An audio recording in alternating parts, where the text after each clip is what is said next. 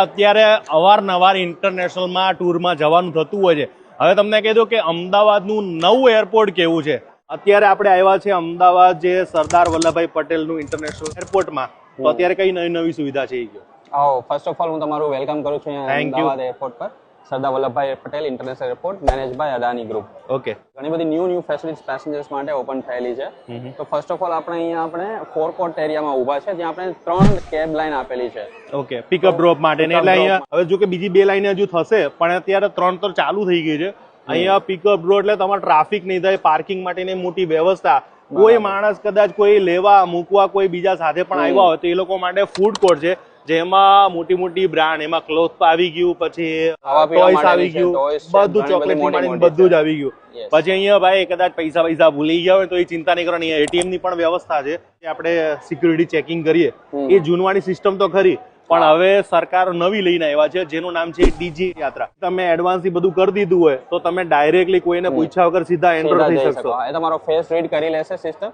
Just face read કરીને તમે સીધા એન્ટર થઈ શકો. આ તો બધાને ખબર હોય. નવું અંદર શું ચાલુ થયું છે એ કહો મને. અંદર પણ એવું છે, સેમ સિસ્ટમ છે. આપણે ત્યાં કિયોસ્ક મૂકેલા છે, સેલ્ફ કિયોસ્ક ચેક ઇન છે.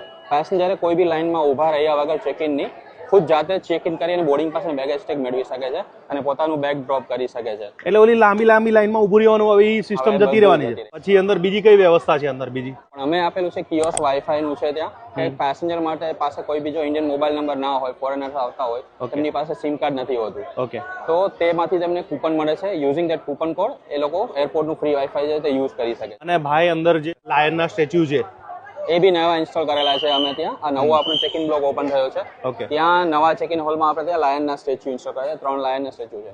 અને તમે જોશો તો ચેક ઇન કાઉન્ટરની ઉપરની એક વોલ બનાવી છે. તે આપણું ઇન્ડિયન અને ગુજરાતી કલ્ચર પ્રમાણે આખું આર્ટ પણ અંદર દર્શાવેલું છે. હા. અને એક સ્ટેચ્યુ મને બહુ ગમ્યું હતું જેમાં મહાત્મા ગાંધી, સરદાર વલ્લભભાઈ પટેલ કઈક વાત કરતા હોય ને એવું લાગતું હોય છે. ગાંધીજીના 3 જે વાંદરાનું જે સ્ટેચ્યુ છે, પછી ગાંધીજી દાંડી કૂચનું છે, એ બી એક આપણે કાઉન્ટરની ઉપર વોલ બનાવેલી છે. અને લાસ્ટ ની અંદર જયારે ઇમિગ્રેશન, નવા જે આપણે વિદેશમાં ઇમિગ્રેશન હોય ને એ અત્યારે સ્ટાર્ટ થઈ ગયા છે. આપણે અહીંયા ટર્મિનલ 2 માં ડોમેસ્ટિક પણ ઓપરેટ કરીએ છીએ અને ઇન્ટરનેશનલ પણ કરીએ છીએ. બે છે. ઇન્ટરનેશનલમાં હવે નવી એક ફેસિલિટી આવેલી છે, ફાસ્ટ ટ્રેક ઇમિગ્રેશન, FTI કહે છે એમને. પેસેન્જર ખુદ પહેલા એમાં એનરોલ થઈ અને અહીં આવે છે. સેમ થિંગ એનો બી ત્યાં કોઈ લાઈનમાં ઉભા જરૂર એ પણ સીધા ડાયરેક્ટ તમે જઈને પાસપોર્ટ અને બોર્ડિંગ પાસ સ્કેન કરીને તમે સીધું ક્લિયર કરી શકો છો ઇમિગ્રેશન. એ છે.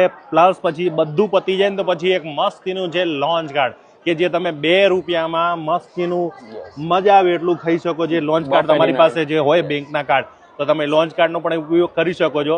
કઈ ના હોય તો તમે આરામથી ત્યાં હુતા તમારે એક સીટિંગની વ્યવસ્થા છે, વેઇટિંગ એરિયા છે, બધું છે. સીધું જ્યારે જવાનું ઉતરીને પછી પાછા આવો ને ત્યારે